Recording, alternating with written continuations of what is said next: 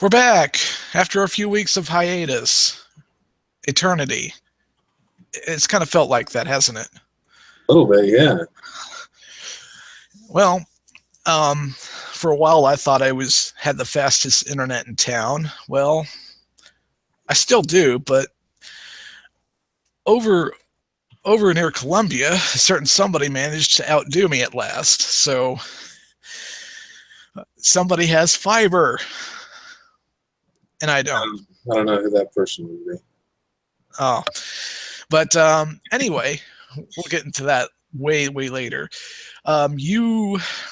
We were trying to hash out what to kind of talk about this week, and honestly, this was something I was kind of overlooking, listening to podcasts and everything else, and it did pop up through that, and then suddenly you're like, hey, what about what Intel is doing at the moment? Because this could be very detrimental to them, especially with their timing of, their new release of products that are kind of limited in a sense. And I was like, sure. And I, looked at stuff again. I'm like, oh, this could be like deja vu all over again with lawsuits, except this time Intel is kind of involved. And I'm switching because they're kind of up against the wall right now. Because what has happened is you don't see Intel Atom chips inside mobile phones anymore, do we? Kind of left the market. Yeah, I mean, I had personal experience with an Intel Atom phone chipset, and they weren't entirely great.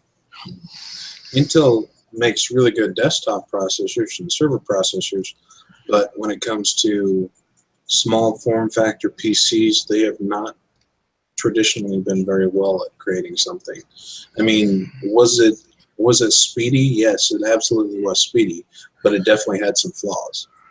If I was running something and it's running at a faster pace than it normally would be, it generates heat like none other, especially when it's plugged in. Oh, yeah. That's the way my Zen phone was. And even this system that I'm using from System 76, which of course, I purchased it and then a couple months later they come out with a new model. Oh, well. But there's a reason that there's like little holes in the case to let heat come out because, I believe it's an i5 that's in this thing. So it's going to generate some heat if, suddenly it's not burning hot warm, but it is warm when I feel it. They've tried doing the power efficient thing. I still have one of the first iterations of the Intel Atom inside of a desktop that I bought from the Reason years ago. And it was okay for the time, but it doesn't have enough oomph to do a whole lot. And trying to translate that to mobile, yeah, you're right. That wasn't going to work. And another thing that they're, going up against, Microsoft has just teamed up with Qualcomm because they're trying to do the always-on LTE devices. Did you see the video with the Windows 10 on ARM where they loaded up Photoshop and everything else? I think I did watch that a while ago when they had that release on that. It was very interesting. Yeah, apparently the way that another podcast described it was that, they were going to take the shortcut of have the thing already open, just running and showing what it can do. And they were like, no, let's actually show people it loading. And it didn't take very long to load at all. And it's like, now you could tell there was still some, there's going to be lag in that because when they did the whole, do the color filtering and all that, I could see it, panning that color across the screen, and it took a little, and other stuff, and it took a moment, but it was still technically doing it. And on top of that, we have AMD's Ryzen, and they've also partnered with Dell for VR ready stuff. So, what do you think, their backs against the wall at this point? I mean, at this point, yeah. I mean, with Ryzen being released as soon as it has, and some of the decisions which we're about to come up and talk about here in this podcast, some of the decisions that they've made in light of that release, I think they feel like they're backed up into a corner. Now, granted, I did look at an image. I'll have to dig this up again, but it was showing the relative market share between AMD and Intel. And at one time, Intel was below AMD, but that graph, it was like a line graph. They crossed, and then Intel rose and rose and rose up until 2017, this year, where their market share dropped just slightly. And that is almost 100% because of the release of Ryzen, because Ryzen was so successful for AMD. So now that they've started to see some of their market share drop and go back to AMD, because just as that happened with Intel's market share dropping, AMD's market share rose. So I think AMD caught them at the right time with their pants down. Now, granted, I mean, if you do look at any reviews on Ryzen as a product and the comparisons between Ryzen and Intel, does Ryzen absolutely blow it out of the water? No, that's not the case at all.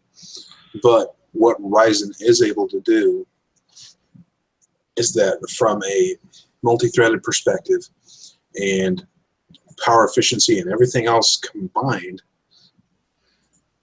for the same cost that you would be spending to get a Intel-based CPU that would give you 8 cores and 16 threads, you would have to pay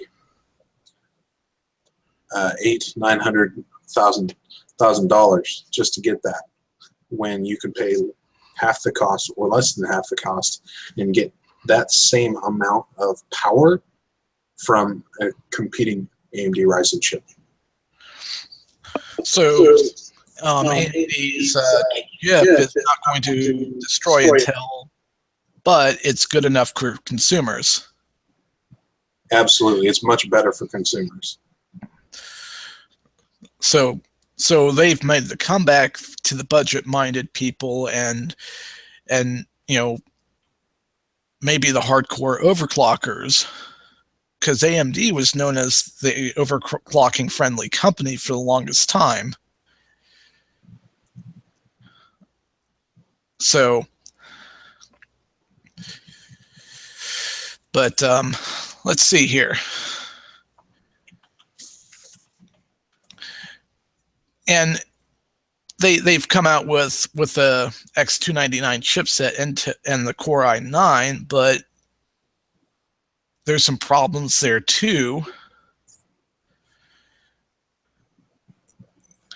because you're limited on motherboards, you're limited on a lot of stuff. Yeah, what's really interesting with the release of the X299 chipset, which just came out. I mean, it was just released. I don't think it's out and available for public consumption yet. And this is something Intel has kind of been doing the last couple of iterations with like Skylake and Cable Lake, is that with the certain chipsets, you only get based on the processor that you buy to pair with the motherboard. The motherboard may have X number of features, but when you have a lower end processor, so for example, instead of buying an Intel Core i7 60 like at that time it was a 6700K, you buy an i5 6600K, you only get 16 PCIe lanes rather than having a full 24 lanes for the Intel Z170 chipset. That's just an example. And the same thing applies to the X299 chipset. You can get, theoretically, up to 24 PCIe lanes, but if you buy like the cheapest Core i7 that's available for that chipset, you'll only get like maybe half of that, or 8 lanes instead. So you're putting a lot of money down. And this is also, I watched a couple of reviews where talking with people who've worked in the industry and worked with some of these manufacturers, these motherboard manufacturers. These manufacturers are actually pretty upset about the way that this chipset has been released, because traditionally the highest end chipset, that X99 chipset, or the previous one, X79, if you bought a processor for it, you got all those features. You may just not have as many cores or something like that.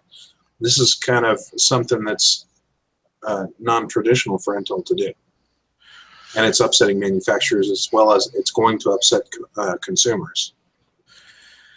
And with the whole possible Windows 10 on ARM, and multiple manufacturers are planning on releasing this later this year, where it's like, always on LTE connectivity and the whole 9 yards.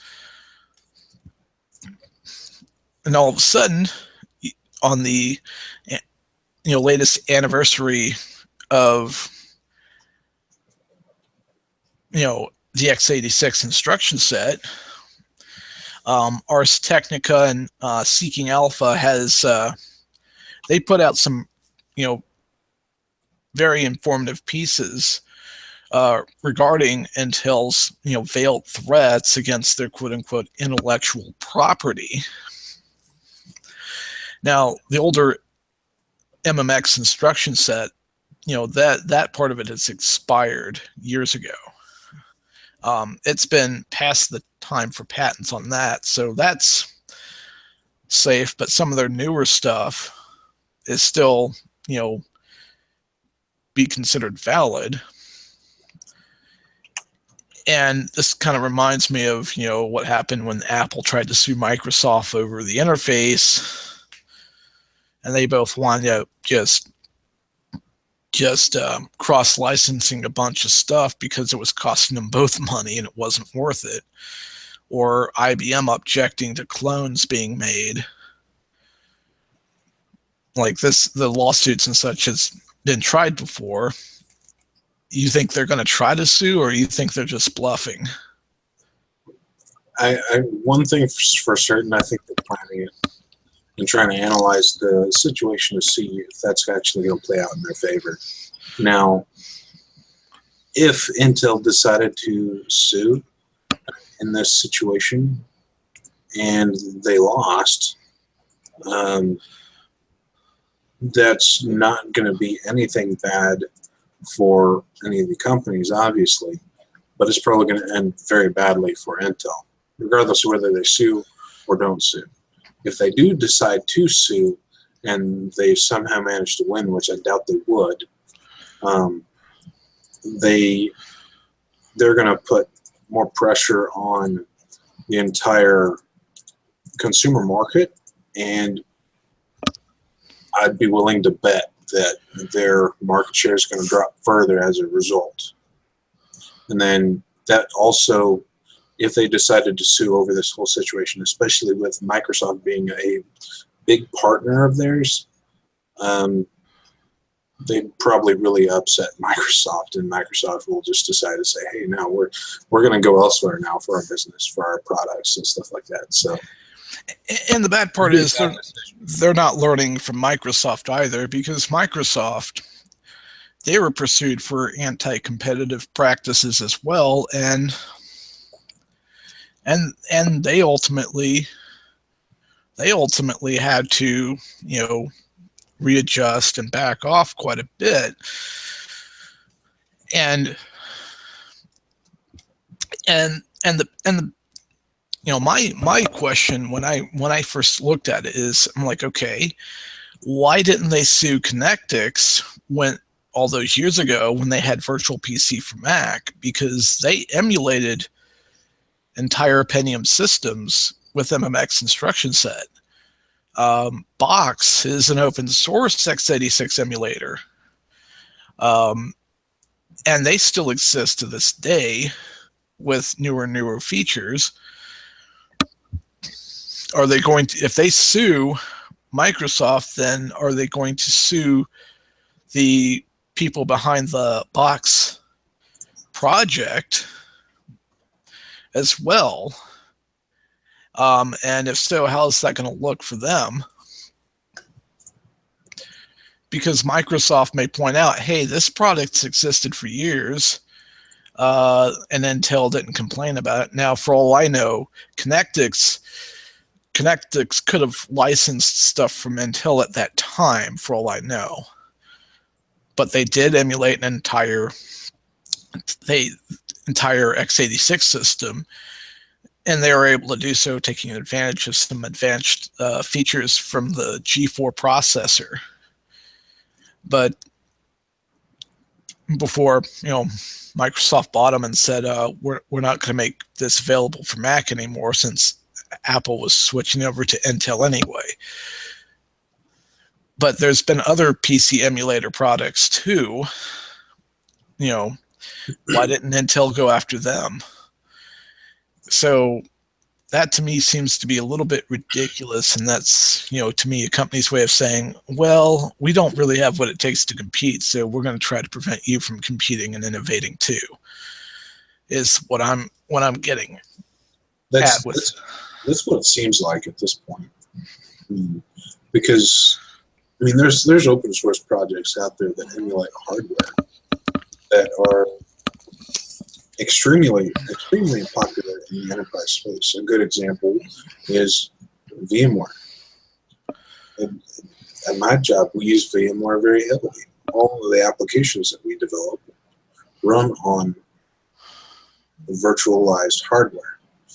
Everything controlled from an enterprise version of VMware called vSphere, which a lot of companies do. A lot of companies use vSphere. It may not be hosted on a Windows-based machine, and it may not be having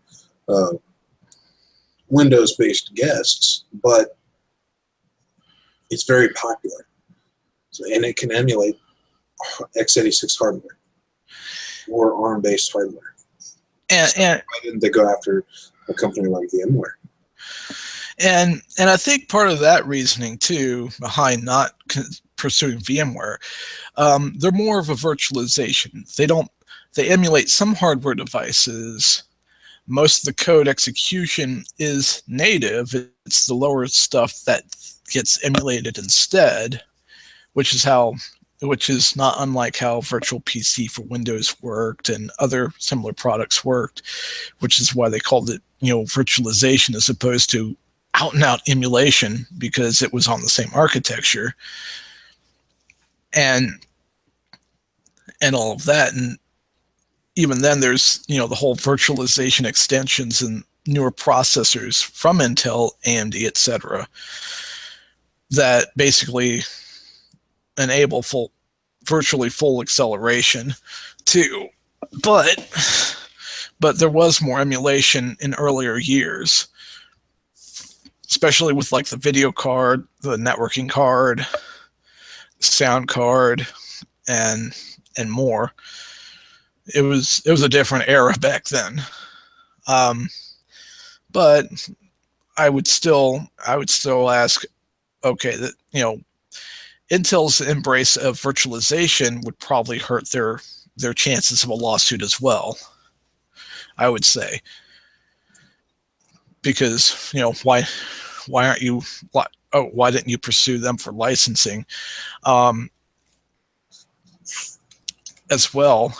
And one of the other things is that suing over emulation, it's kind of hit or miss. Like, do you remember a company called Blame? No. Okay. They were a company that created a product that would allow you to, say, play your PlayStation games on a PC. And their big claim to fame was it's going to look so much better on your PC than on a television because of some stuff they did. Sony tried to get an injunction against them, but due to other legal stuff like Sony, going at it with Connectix over their game station in Europe, they tried to prevent Blame from being sold while they were suing Blame, and Sony lost, mainly because there was still an ongoing, thing with Connectix, and the judge would prefer to see what would happen in the other case before putting an injunction on them, stopping them from selling it. The company did eventually go bankrupt, or not bankrupt, but they eventually closed their doors. They were also the company that created something called the Blamecast as well. I think and that's a product that would allow you to play your Dreamcast games on a PC as well. And when you get into part of emulation is, copying software. And Nintendo has failed in restricting, certain types of usage regarding their games and consoles. There's PC World had an article about how they, failed with, in regard to stopping cartridge copying in France. And there's also the case with Tengen, who made, unauthorized third-party games for the NES console. And Nintendo tried to stop them, and it didn't quite pan out. Basically saying that you can create games for that system without, Nintendo's blessing. So though it's kind of unrelated, it could very well be used as, court case precedents, saying you really can't stop people from mimicking this entire thing in software, because emulation has existed for several years. And the fact that Intel isn't pursuing this until possibly now may further hurt their chances at this. And by the way, Tech Radar also has a piece on why it's kind of a gray area emulation in general, because the older a product gets, the less it's worth to pursue legally. That's why Nintendo currently doesn't pursue those, creating NES emulators and just giving it away for free, because it's not worth their time or money. It's like older stuff. So, and I'm saying this as somebody who used to be opposed to emulation years ago, only to become an advocate of it later on. Because archive.org, they've got pages where you can run old PC software too. Is the Wayback Machine going to get sued as well?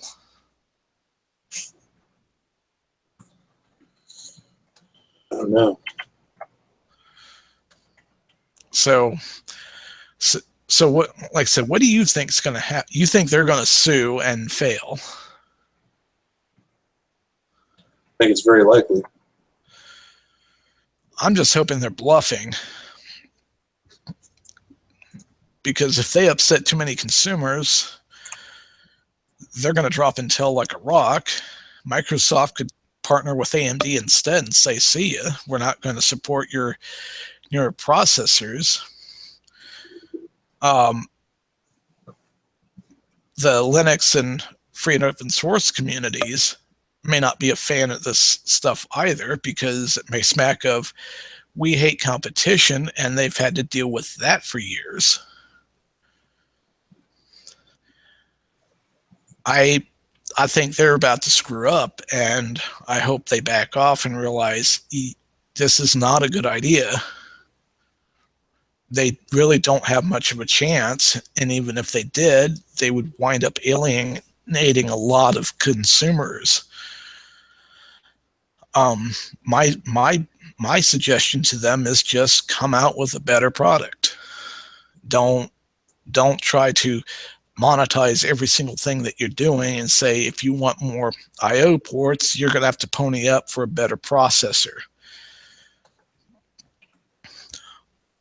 Or if you want better performance, you can unlock it in your processor by paying us more money.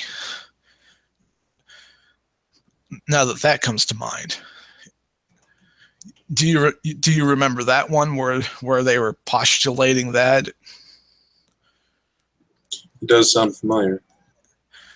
So, I don't know. I don't like this direction, and I hope they change their mind and just quietly go into the night and just come up with something better.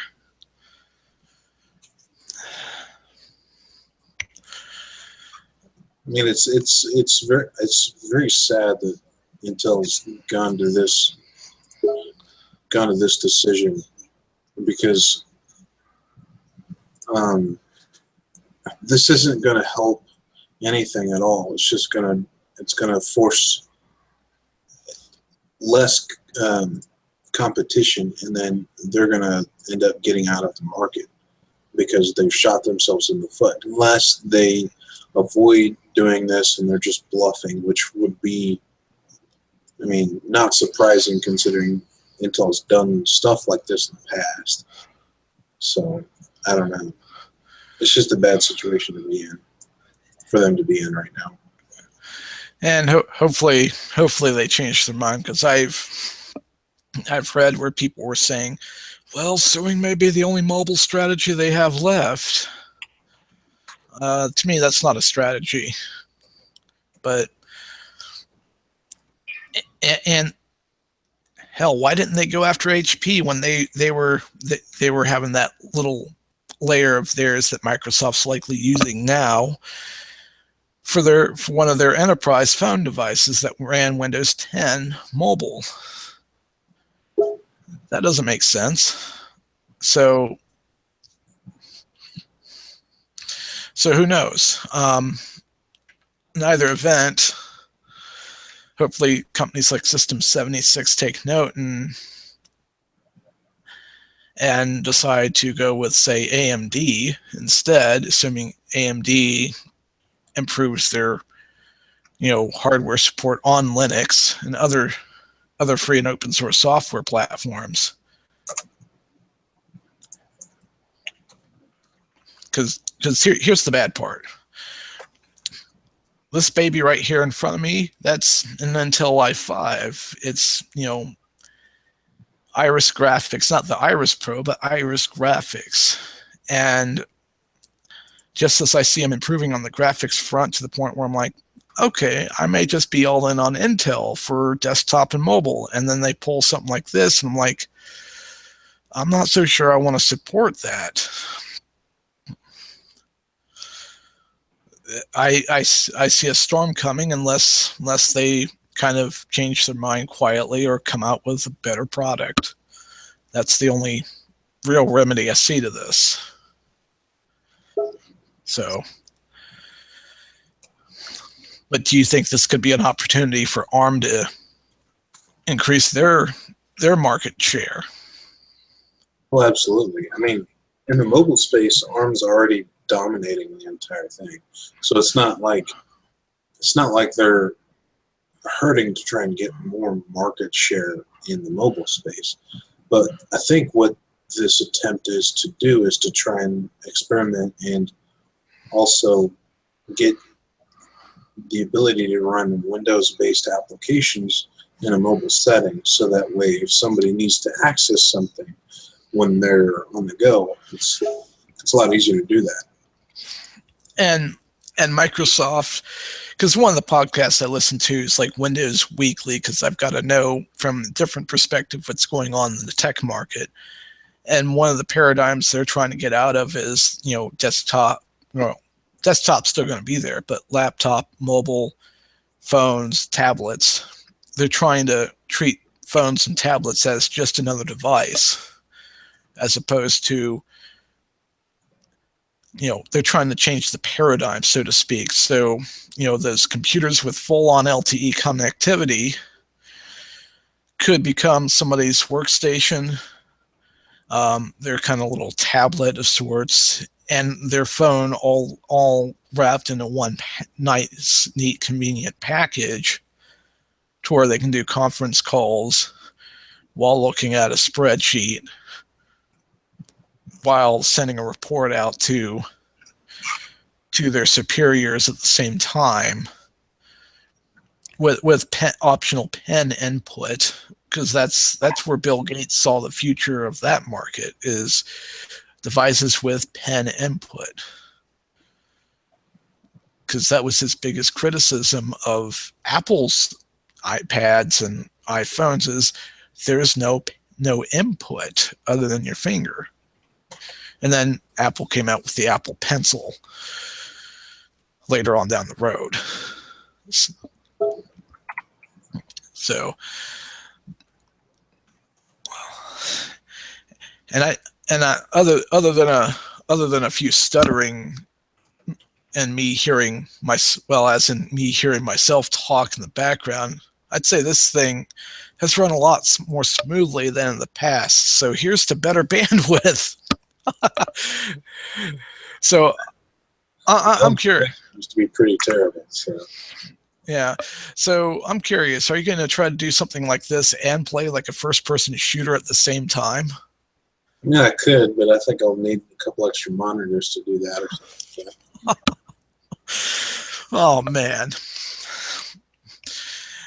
And on an interesting note, and possibly a future topic, I've been seeing more and more a smaller company here in this area not doing fiber, but radio-based wireless internet.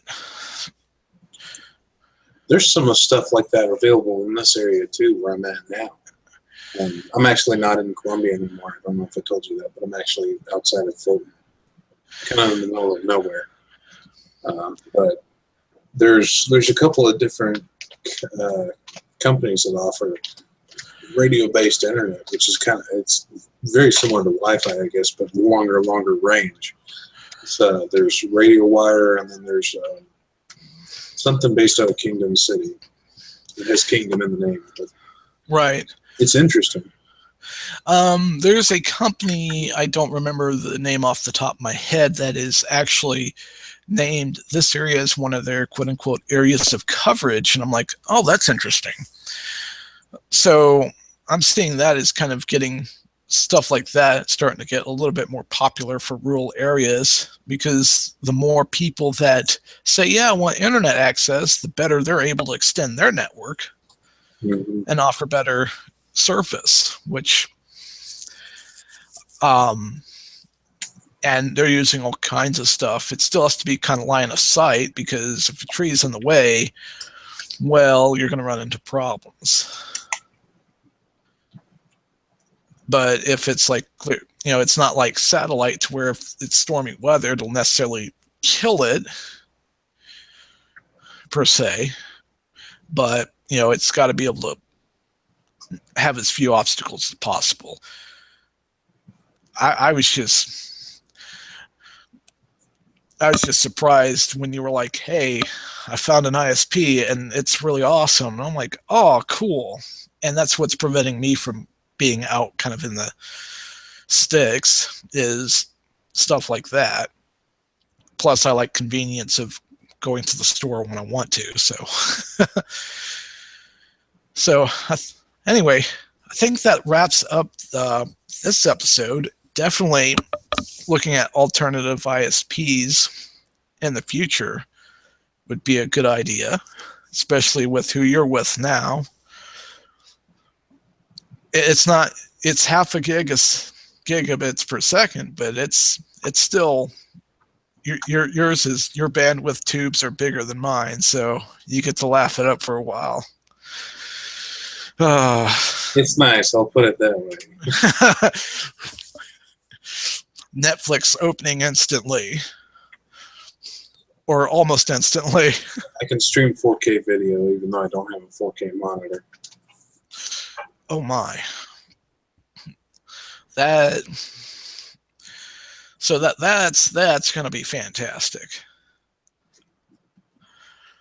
Well, we will see you next week and all of that, and we'll have more updates over time. It's just we've had to take a little bit of a break.